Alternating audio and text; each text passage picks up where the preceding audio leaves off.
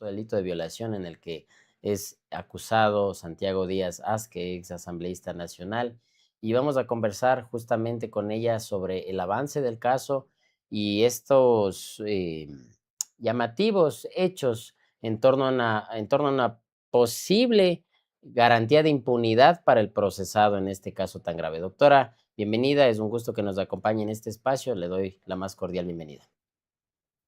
Muchísimas gracias, Álvaro. Para mí es un gusto estar con ustedes y con todas las personas que nos escuchan el día de hoy.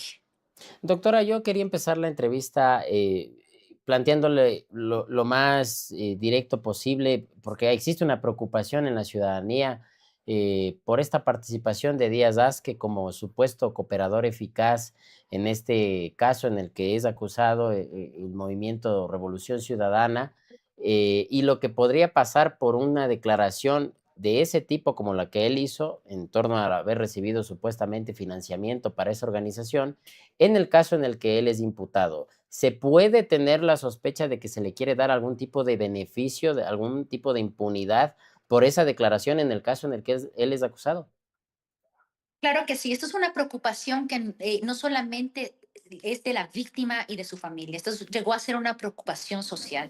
¿Por qué? Porque es imposible que en un delito de violación se le pueda beneficiar a una persona por, en teoría, dar información en otro caso. Santiago Díaz Azque da información o daría información en una investigación previa de un caso que es de delincuencia organizada con lavado de activos totalmente distinta a lo que se protege en la audiencia de juicio que estamos a puertas de dar, que es un delito de violación. Son dos bienes jurídicos completamente distintos, dos personas o víctimas completamente distintas. Por un lado tenemos una niña que se está alegando que fue violada por el señor Santiago Díaz Azque. Y por otro lado, el señor Santiago Díaz Azque está dando información en el denominado caso Caja Chica. Si es que él estuviera colaborando en ese caso, pues que lo haga. Y eso tendrá que ser verificado, comprobado, probado, para que se dé un beneficio en ese caso. Pero de ninguna forma la información que él devele en un caso puede entonces beneficiarle en un caso de agresión sexual, de una violación. Eso es imposible, no se puede dar. Y claro, en un primer momento esto nos generó alertas, porque cuando él sale de fiscalía en el caso denominado Caja Chica, él dice en el otro caso soy inocente. Y empieza a decir que además su vida corre peligro y que él necesita de alguna forma protección. Y si bien jurídicamente no se podría dar el beneficio en un caso donde hay una niña de 12 años como víctima, no se le puede dar un beneficio por otro caso en donde se está investigando lavado de activos, delincuencia organizada, cualquier otro delito, no se le puede dar un beneficio en donde la víctima es una menor de edad. ¿Cómo la justicia le puede explicar a la niña posteriormente que su agresor, en vez de recibir la pena que merece recibir, recibió una pena totalmente atenuada, una pena mínima por haber dado información en un caso totalmente ajeno al de la menor de edad? Y por eso es que no se puede de ninguna forma otorgar cooperación eficaz. Pero adicionalmente hay que ser claros, ya que estamos a puertas de la audiencia de juicio, que es el día de mañana y el día viernes, pues la fiscalía hemos revisado el expediente y ha sido muy clara en decir que en este caso en específico no habría cooperación eficaz por parte del señor Santiago Díaz, porque a ella no le ha llegado la solicitud de cooperación eficaz dentro del proceso. Tanto es así que para estar en esta audiencia, Fiscalía lo acusó del delito de violación con la pena máxima. Y no solo eso, sino que además con una agravante, que él le aumenta la pena hasta una pena que podría cumplir de 29 a 30 años. Y por lo tanto es una pena sumamente grave. Y la fiscalía le acusó de ese delito. El juez nos llamó a juicio por ese delito y el día de mañana estaremos dando los argumentos y las pruebas necesarias para que se le juzgue al señor Santiago Díaz Vázquez por ese delito. Y por lo tanto, y también por su parte, obviamente, en su derecho a la defensa, el señor Santiago Díaz, a través de su defensa técnica, pues tratará de probar que el delito es inexistente. Pero nosotros estamos bastante confiados en que el tribunal haga justicia, no porque sea el señor Santiago Díaz o porque sea necesariamente una menor de edad, sino porque existen las pruebas suficientes y contundentes que demuestran o demostrarán que existe el delito, que se dio la violación y que el responsable es y será el señor Santiago Díaz. Doctora, usted como abogada defensora de la parte afectada en este caso, ¿no siente que tal vez la Fiscalía General del Estado tenga una posición de beneficio también a Díaz, o que se intente desde esa parte también argumentar que este individuo ha tratado de cooperar con las autoridades justamente por la entrega de esta información en este otro caso? ¿No será que desde esa institución se intenta justamente hacer lo que usted nos está alertando que puede ocurrir, a pesar de que sean dos bienes jurídicos diferentes y que el un caso no tenga o no guarde relación con el otro? La fiscalía no le dará entonces tal vez las facilidades a Díaz para que se sustente su defensa en eso. Sí, a ver, nosotros no dudamos, mejor dicho, de fiscalía no tenemos la duda porque realmente, como te digo, para la audiencia de juicio se le llamó a juicio con incluso un agravante, es decir, fiscalía ha venido haciendo un buen trabajo. Tengo que decir que las unidades judiciales del órgano jurisdiccional también ha hecho un buen trabajo en el sentido de que ha venido, es un caso que vamos a tener una respuesta en menos de un año, y eso que los tiempos judiciales son complejos porque el sistema está colapsado. Entonces, más bien confío en ese sentido y siento que fiscalía no podría cambiar su teoría del caso en un último momento, en una audiencia preparatoria de juicio, no podría cambiar su teoría del caso, ¿no? Sería un absurdo y pues confío que no. De hecho, estuvimos en la convocatoria anterior, estuvimos todas las partes procesales, a excepción de la defensa del señor Santiago Díaz. Lo que sí es cierto, Álvaro, y a todas las personas que nos escuchen, el señor Santiago Díaz, si bien aún no ha recibido un beneficio en cuanto a la pena o a la rebaja de la pena, ya está recibiendo un beneficio por el momento. ¿Y cuál es ese beneficio? Es que él se encuentra en la cárcel 4. Sí, está bajo la figura de prisión preventiva, por supuesto. Es inocente hasta que se demuestre lo contrario. Pero aquí la gran pregunta es, ¿por qué una persona que está siendo acusada de violación, que ya está llamada a juicio por el delito de violación, por qué estando bajo esta figura de prisión preventiva se encuentra en la cárcel 4? Y esa es la gran pregunta que nosotros nos hacemos y que realmente es ahí donde se da el beneficio o se está ya otorgando un beneficio. Y no solo eso, por denuncias públicas se ha conocido que el señor Santiago Díaz ha estado visitando constantemente el centro de salud de Conocoto. En Así este es. centro de salud, ¿no es cierto? Coincidencialmente, aunque no es coincidencia, quien manejaba o quien era el director era un familiar del señor Santiago Díaz. Y del documento que nosotros hemos tenido acceso, se verifica que la comparecencia del señor Santiago Díaz a el centro de salud ha sido constante, ha sido repetitiva, no es una fecha aislada, han sido fechas continuas y además incluso en fechas importantes como 25 de diciembre, fiestas de Año Nuevo, 31, el primero, el 5 de enero. Entonces son cuestiones que a otro privado de libertad jamás se les da o se les otorga ese beneficio, sino que tienes, para tú salir a un centro de salud, tú tienes que pasar por permisos del SNAI y muchas veces, por no decirte la gran mayoría de ocasiones, no se otorgan esos permisos y tienes que acudir a un habeas corpus correctivo para que sea una autoridad quien otorgue ese permiso. ¿Con qué razón pasa esto? Porque, claro, también hay que entender que el sistema penitenciario está pasando por una crisis y que hay mucha inseguridad. Entonces, lo que trata el SNAI es cuidar lo que más pueda para que no exista algún tipo de evento en que alguien se fugue o que alguien se vaya o lo que sea. Pero en este caso, resulta que el señor Santiago Díaz sale así porque sí. Y eso ya no es responsabilidad de fiscalía, no es responsabilidad de los jueces, eso es responsabilidad exclusiva de quien maneja el centro penitenciario, el número, cárcel número 4, pero también, por ende, del SNAI, es decir, el Ejecutivo.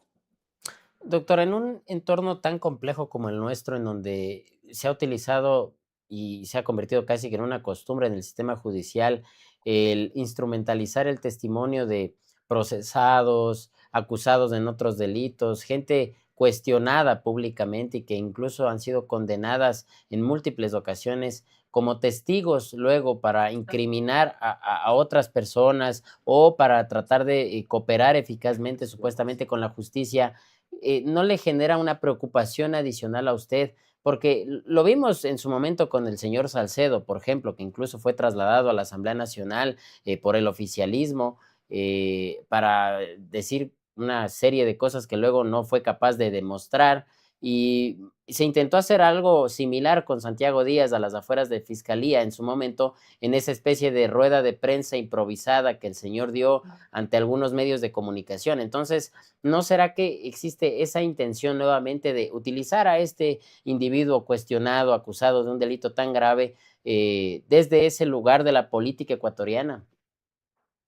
Sí, a ver, la figura de cooperación eficaz es una figura que está en el Código Orgánico Integral Penal desde el 2014. Sin embargo, su uso desmedido ha empezado hace unos años atrás, ¿no? En donde está bien el uso de la cooperación eficaz. A ver, no hay que estigmatizar a la cooperación eficaz. El problema es cómo se le está utilizando. La idea de la cooperación eficaz es que se pueda dar con la cúpula de la organización, con los medios de prueba, con los hechos investigados, ayudar a la investigación. Está bien que exista la cooperación eficaz, pero el nombre eficaz no está de adorno. El nombre eficaz es porque en realidad quien otorga esta información tiene que probar que la información que está dando sea verdadera, que la información que está dando sea probada. Caso contrario, no pasa de ser simplemente un chisme para tratar de desvincularse del delito, porque el cooperador va a tener una reducción muy considerable al momento de su pena. Se le rebaja la pena en un 10 a un 20%, ¿sí? Entonces, en otras palabras, se le reduce un 90 u 80%, quedando en 10 y 20 respectivamente. Entonces, la cooperación eficaz sí ha sido utilizada políticamente, ¿sí? Y ese es el miedo que nos daba en este caso. Y obviamente no se puede dar, por lo que explico la diferencia de un proceso y otro, en donde la cooperación eficaz que delate o la información que él estaría dando en un proceso no le puede beneficiar en otro, y sobre todo cuando se trata de una agresión sexual, no podría beneficiarle, y por eso es que hay que poner límites a la cooperación eficaz. Claro, lo que tú dices, Álvaro, es cierto, muy astutamente a lo que salía de la fiscalía, él se pone en esta posición de cooperador o de testigo protegido. ¿Para qué? Para que el Estado, y también es legal, que cuando una persona está otorgando información se le dé una protección, porque si no, pues imagínate lo que sería una persona que no esté bajo protección cuando está dando información presumiblemente importante.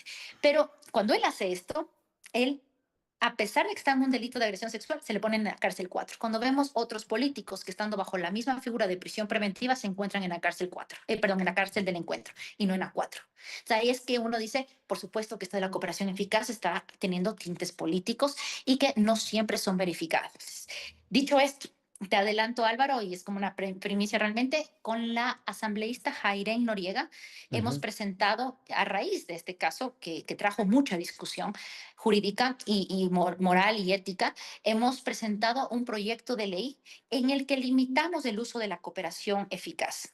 Entre Okey, estas reformas, es muy pequeña la reforma, es que una persona solamente podrá beneficiarse de su cooperación cuando esté dentro del mismo proceso que él está siendo investigado. Si yo coopero información en un proceso donde yo estoy siendo investigado y ahí me puedo beneficiar, no en otro proceso. Luego, no se puede someter a cooperación eficaz en delitos sexuales o contra la libertad sexual cuando haya, solamente cuando haya, se puede hacer una cooperación eficaz en delitos de integridad sexual cuando sean de dos o más personas.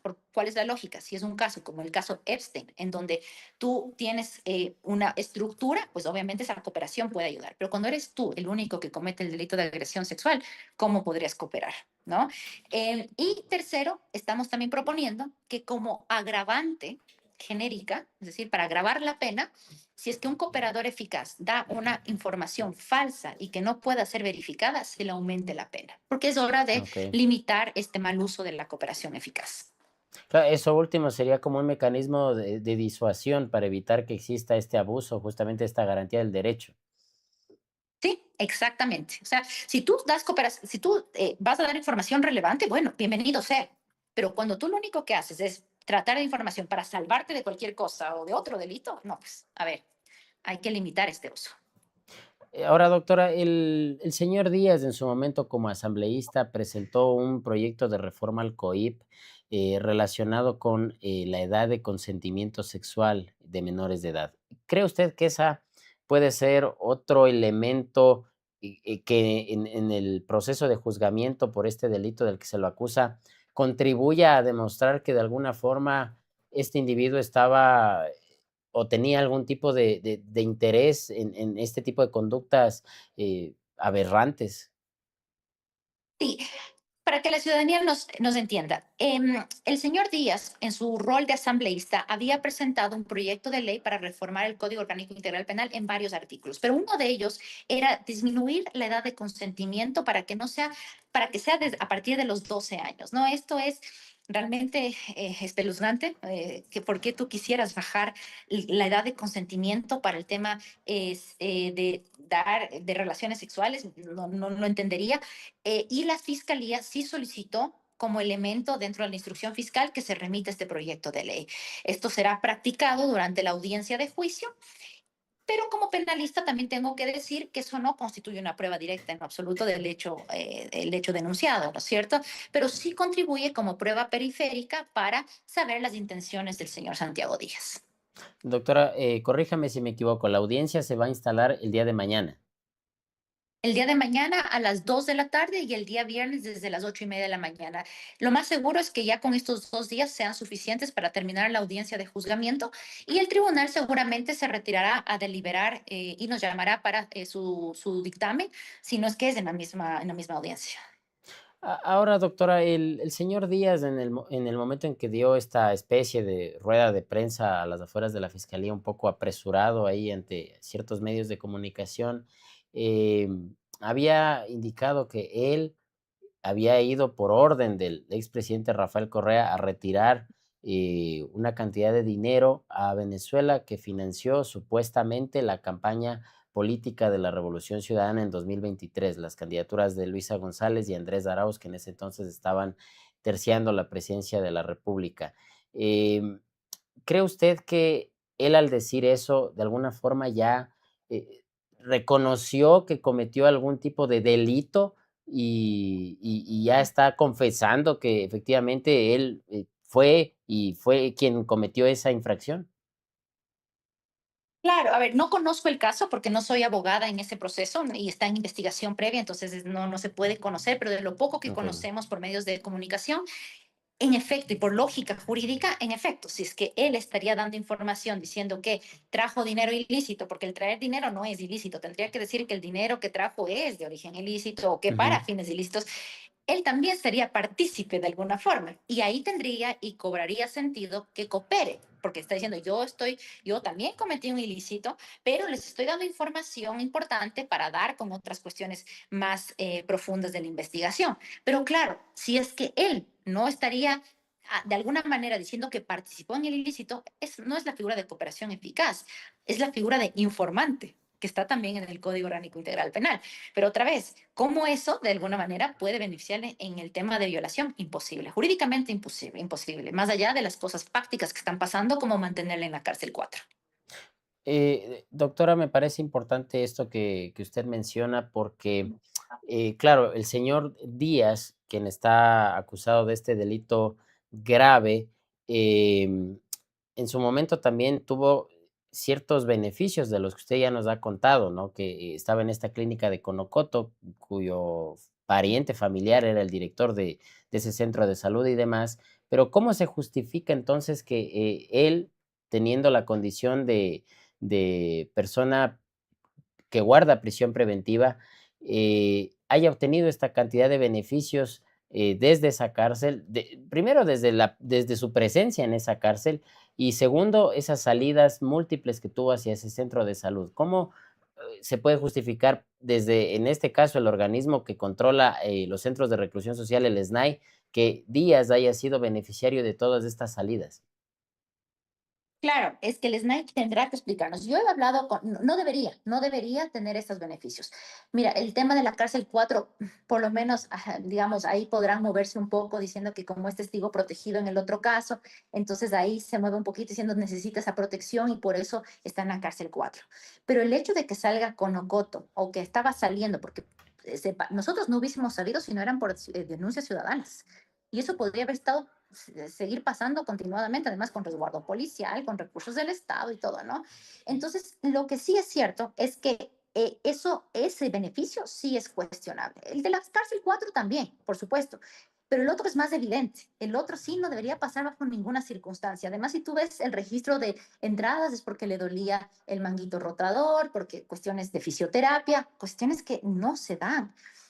Que si se dieran a todos los privados de libertad, digo, bueno, está bien, así está funcionando nuestro sistema carcelario, pero no es el caso. Y eso significa que quien está beneficiando de alguna manera es el Ejecutivo, el SNAI. El SNAI es quien ha dado estos beneficios. Nosotros como defensa de la víctima hemos hablado con la madre y hemos visto la posibilidad, si es que iniciamos acciones que correspondan, pero la mamá en este momento, y en su legítimo derecho, ha dicho, acabemos este caso primero, acabemos por la integridad de mi niña, acabemos esto primero y luego vemos. Y es totalmente entendible. ¿El gobierno nacional tiene interés en este caso? ¿Usted cree que la mano del ejecutivo está metida ahí? Yo creo que es cuando, con este tipo de beneficios, es cuando uno evidencia que los casos son politizados. Es decir, en el caso de la niña, yo no creo que haya, en el caso de violación, yo no creo que exista un interés del Estado, porque es la integridad de una menor de edad. Es un delito que protege un bien jurídico muy importante, ya no solo de la libertad sexual. Cuando se trata de menores de edad, lo que se está protegiendo es la indemnidad sexual. Es decir, que el niño no tuvo su correcto desarrollo para sus temas de sexualidad. A eso es lo que se refiere con la indemnidad sexual. Entonces yo dudo que el Estado o el gobierno tenga interés sobre el caso de violación, porque en verdad sería terrible, ¿no? Ahora bien, lo que sí está haciendo es tratando el caso como un caso de trueque. Es decir, yo de alguna forma te beneficio en este proceso si es que tú otorgas información que claramente son en contra de opositores, más allá de que haya o no haya elementos, eso no lo sé, no sé de qué va el caso realmente, pero sí se puede ver que utiliza como moneda de trueque el un caso con el otro caso, como a través de estos beneficios que le digo. Perfecto, doctora. Ya para ir cerrando esta entrevista, nada más quisiera que tengamos una última reflexión suya, ya de cara a la audiencia de juzgamiento. ¿Cuál es su expectativa como defensa técnica de la menor afectada una vez que se instale esta diligencia? Y bueno, más o menos, ¿qué escenarios esperan o avisoran una vez que se instale la audiencia?